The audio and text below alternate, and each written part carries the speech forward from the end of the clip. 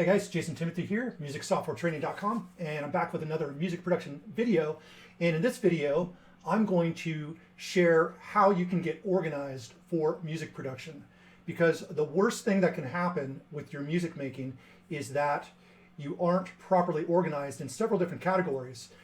Without organization, your ideas are not going to be able to flow through as quickly. And more often than not, you're going to lose those inspired ideas because you're moving too slow. Your brain is moving faster than you're able to catch up with, right? So what you want is to have everything ready to go. So when inspiration hits you, you can immediately get right down to business. So I'm going to share 4 different ways to organize yourself so that when the inspiration comes and you sit down at your studio, you're ready to go, your mind is clear, and all the tools you need are ready to go for you so that you can just start tackling what's in your head. Or you could start experimenting, even if you've got no ideas. That is one great thing about being organized. It's the right sounds will be there for you, even if you don't have an amazing idea to start with, okay? So first and foremost, we're gonna get into the mental preparation, because if you're not mentally prepared, it doesn't matter what information you have, it doesn't matter what tools you have, it doesn't matter how prepared you think you are. If you're not mentally prepared, things are gonna go south pretty quickly, all right? So a few things that I recommend that will mentally prepare you and organize you for music production. 1, work on music every day, okay? It doesn't have to be an hour or 2 hours, 3 hours. It could even be 15 minutes. But start setting the habit that you sit down, hopefully at the same time every day, to work on your music, okay? Now, if you end up working longer than 15 minutes, great. But that doesn't take away your need to come back the next day and put in at least your 15 minutes. I hope that makes sense to you. It's much better to consistently work every day than it is to sporadically work once a week or twice a week and kind of do these marathon sort of studio sessions. Now those could be cool, don't get me wrong, but you should also have your daily practice set in place, okay? Because what's going to happen is that daily practice is going to keep your mind open for creative ideas every single day, and you're not going to forget what you did the day before. It's going to be like the story keeps unfolding, but you don't forget the story on the way, right? So you don't have to go back and relearn all kinds of things or to figure out where you're actually at with a particular song you're working on. So daily habit is very, very important. Another thing I recommend, if possible, is to try to work first thing in the morning. That might sound counterintuitive. Some of you guys are night owls. But I find either late evening or early morning. The reason I like early morning is you can get to it very first. You've just come up from several hours of sleep, so you're starting off fresh, and all the frustrations of the day haven't caught up with you yet, right? Where at the end of the day, you've gone through all the frustrations of the day and all the clutter and things, and those might be sitting with you as you're trying to produce. So totally up to you, but I recommend that you try to create your practice first thing in the morning. And if you work early or whatever, maybe it's possible that you can get up an hour earlier in the morning and maybe go to sleep an hour earlier at the end of the day, right? Next, this is really simple, but most of us don't do it. Drink a gallon of water every day. Like, hydrate the hell out of yourself. It's just going to give you more energy, more focus. Your body's going to react really well to it. It's just going to make you healthier overall. So you don't need to have any special water or whatever, unless your tap water is terrible. Then try to get a filter or something like that. But a gallon of water a day will really change a lot of things and really help your brain focus much better. The next practice is choosing what you're going to accomplish before you start working on your music. Okay, so if you have an idea of what you want to get done, you can break those down into kind of baby steps, right? So that way, every day you're marking something off your list, or maybe you've got a process that might take a couple studio sessions, but you can get half done today and half done tomorrow. But this way you have that momentum because you have a direction that you're going in. So you don't want to just come into your music production blind. You want to think about, how can I get 5% further today than I was yesterday, right? And if you keep on making these tiny goals, you're going to reach your final goal of finishing great songs much more quickly and efficiently, okay? Next, make sure to tell those around you, especially in your household, that the studio time is your sacred time. So when you sit down to do your music, ask your family, ask your friends, ask your roommates, just not to interrupt you during this particular daily habit, right? Because every time you get your concentration broken, it's going to take you probably 15, 20, maybe even more minutes to get back into the groove of where you were. So especially if you find yourself in a flow, you don't want someone to interrupt that flow. Otherwise, that's going to interrupt your ability to work at your peak level. All right. So those are the mental preparations that I recommend to you. Next, we're going to get into physical preparation. And this is pretty straightforward. The first thing you want to do is clean and organize your studio, all the physical space around your studio, right? You don't want a bunch of clutter all over, because once again, that's going to clutter your brain.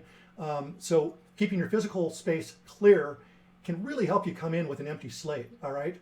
And then the next thing I recommend to you is to clear off your computer desktop. If you've got tons of icons and stuff on your desktop, just create one folder, call it desktop, and drag all the icons, everything you've got, into that one folder. So that way, when you sit at your computer, you don't have any distractions from icons and things like that. And you're going to be really surprised, if you haven't done this before, of how much more efficient it will make you. All right, so that's the physical prep. Next is the listening preparation, okay? So what I recommend to you is to figure out what your sound is, what your style of music is going to be. And it could be obviously a collection of different styles that you're bringing together, and that's overall fine. But what I would recommend to you is sit down and listen to a DJ mix in your basic style of music, right? And the reason for this is that you want to take note on the types of sounds that all these, that the mix, all the songs in the mix have in common.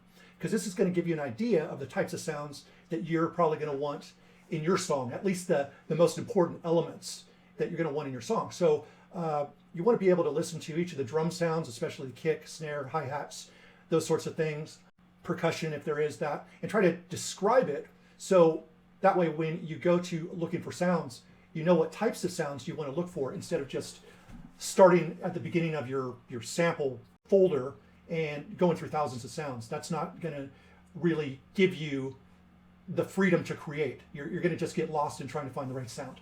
So figure out and describe what those sounds are. You want to do the same thing with bass sounds. You want to do the same thing with synth sounds.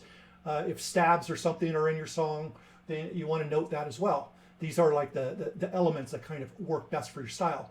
And you don't have to create a song with all these elements if it doesn't work for your song, but it's really good to have these prepped so you are prepared to create when an idea comes to you.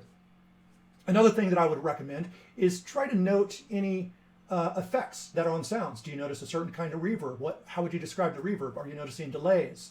Does it sound like it's running through saturation? Is it a little bit dirtier? Figure out what kinds of effects might be being used. Maybe there's a certain kind of chorusing or flange, or whatever it is. If you can recognize it, filter obviously. If you can recognize it, then you can describe that so you kind of know the types of effects that you're going to want to have at your arsenal right away. You kind of want your short list, if you will. So that's what I would do before getting into the process of sitting down to create. And you don't need to do that every day. You just need to do this so you're prepared to organize all the stuff in your computer. So that's the next step, is your studio preparation, right? So in the studio, what you want to do is you want to create drum kits based on the types of sounds that you've described in your listening session. So what I recommend, you could either have a different kit for every sound, like a different kit for your kicks, your snare, your hi-hats, the main sounds that you're going to have, or if you've got 128 slots to work with your drum program, then you could put collections of kicks and a collection of hi-hats and a collection of snares and so forth, claps, that sort of thing. But what I recommend is you only pick 10 of each sound, all right? With 10 sounds, especially when you get into layering of those sounds, you can get a wide variety of great sounds, and you're picking sounds that work for your style. So these sounds are ready to go. So you can basically drag in one kit that has all the sounds, or several kits that have all the separate sounds for you, And that's just going to make things work much quicker because you're giving yourself less choices. The next thing I would do is think about those bass sounds that you wrote down, how those are described, and try to make, between 3 and 5 bass sounds, right? I mean, back in the day when it was, real bass players playing in live bands, for the most part, they were using the same bass guitar through, most of their music. Maybe 2 bass guitars or whatever. And the whole album usually uses that same bass. So your bass sound can kind of become your signature. You don't need to change your bass sound with every single song. In fact, I've probably gotten by for years on variations of, let's say, 5 different bass sounds, all right? And you can do the same thing. And what's great is once you get a sound that really works and fits with the types of grooves that you're making, it'll be much easier for you to create bass sounds. So I would recommend that you save 3 different bass sounds as your go-to. And the way I create go-to presets is I just put 000 in front of the name. That way, all of my custom presets come up to the top alphabetically. And you can do whatever it is you want. That's just the way that I do it. Do the same thing with the presets that's in your DAW. Okay, so I'd go through the DAW and find sounds that are similar to what I'm going for that you recognize you can tweak to your liking. And those will be kind of starting points that you can have for different synth sounds and stab sounds and other sorts of things. So I'd go through that. That way, you're not searching through all these presets, thousands of presets on all your synths. You've got 10 great presets for certain synth sounds or whatever. And that's going to really free up your mental space so that as you're putting songs together, you can grab a sound that's close enough as you go through. Now, you can always come back and fine tune, but I think the best process is to get the ideas down as quickly as possible with sounds that are close to what you're thinking of, and then move yourself from there. All right. So once you do that, once you've got your sounds, now you're prepared every day to sit down and produce for your at least 15 minutes a day, right?